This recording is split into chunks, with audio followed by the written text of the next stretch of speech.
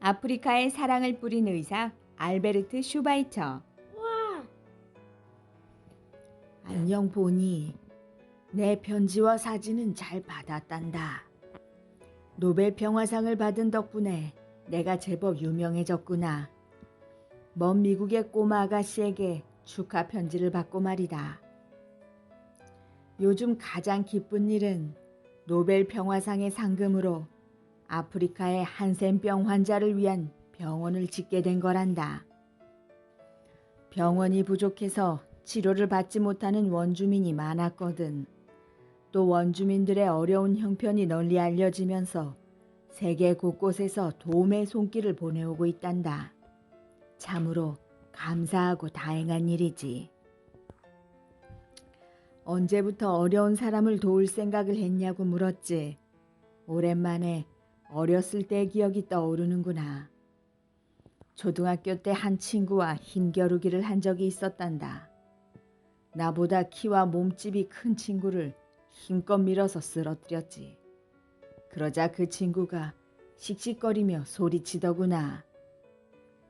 너처럼 고기 스프를 먹었다면 절대 지지 않았을 거야.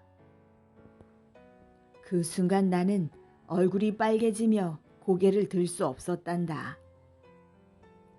제대로 된 식사를 못할 만큼 가난한 친구들이 있다는데 놀랐고 내가 부자라는 게 왠지 부끄러워졌단다. 그때부터 나는 고기 수프를 먹지 않는 것은 물론이고 값비싼 옷도 일부러 멀리했단다.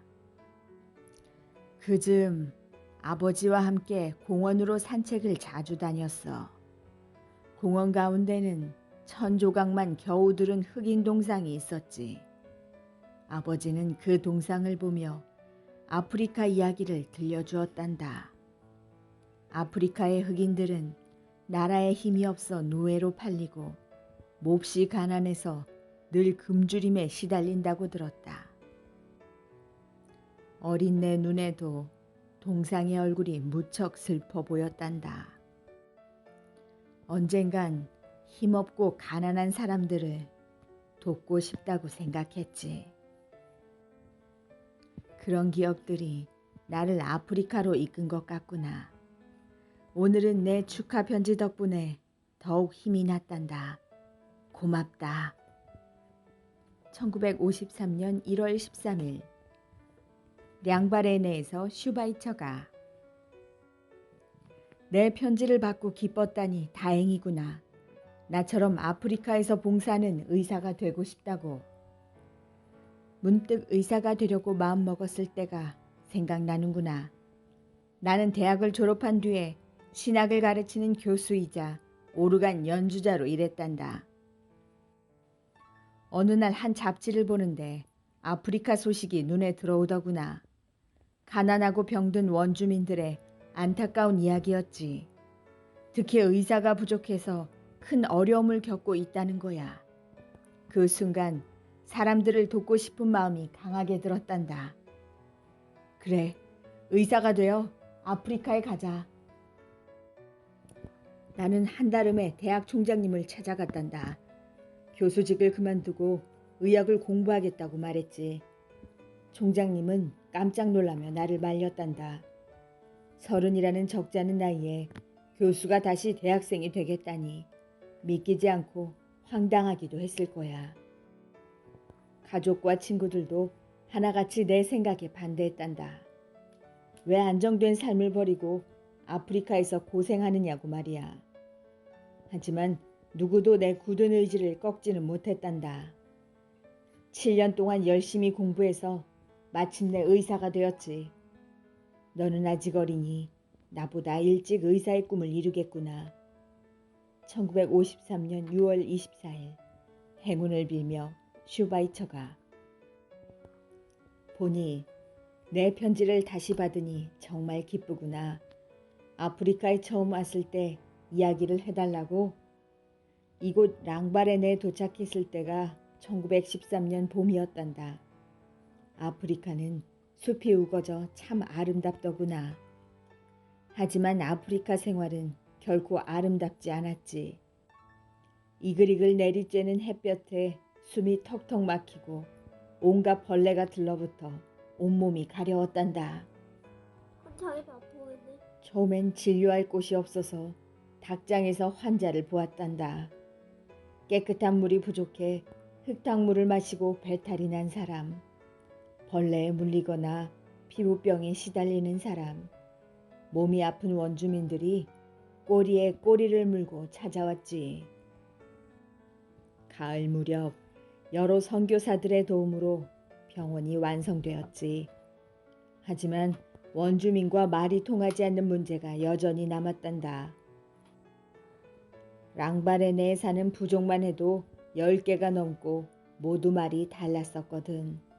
치료를 할 때마다 손짓 발짓을 섞어가며 설명을 했지. 그래요?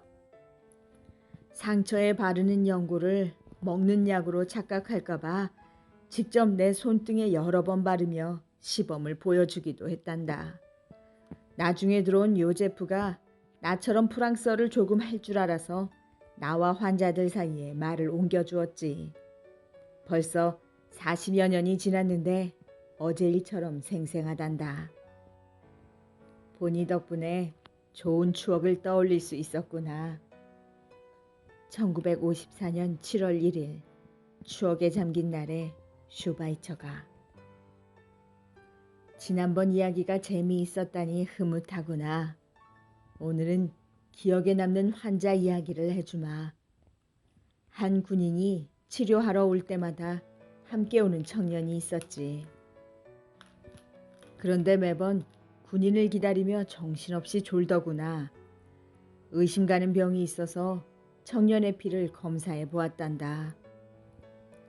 한 방울씩 관찰하느라 오랫동안 현미경을 들여다보았지. 과연 내가 생각한 대로 청년은 수면병을 앓고 있었단다. 계속 잠을 자다가 결국 숨을 거두는 무서운 병이었지. 다행히 일찍 병을 발견한 덕분에 청년은 치료를 받고 나았단다. 하루는 비쩍 마른 소년이 병원에 실려왔더구나. 제때 치료를 받지 못해 상처가 난 다리가 썩고 있었단다. 누런 고름이 줄줄 흐르고 썩은 냄새가 코를 찔렀지. 당장 수술을 해야 하는데 소년이 무서워서 벌벌 떨지 뭐야. 한숨 자고 나면 나을 거라고 겨우 달랜 뒤에야 마취를 하고 수술을 할 수 있었단다. 소년은 깨어난 뒤에 하나도 아프지 않았다며 신기해했지.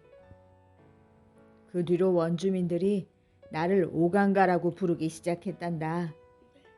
오강가는 마법을 부리는 주술사라는 뜻인데 내가 마법을 부려 사람을 살린다고 생각했나 보다. 정말 주술사라도 된 듯이 어깨가 으쓱하던걸. 원주민들은 치료를 받고 나면 감사의 마음을 전하고는 했단다.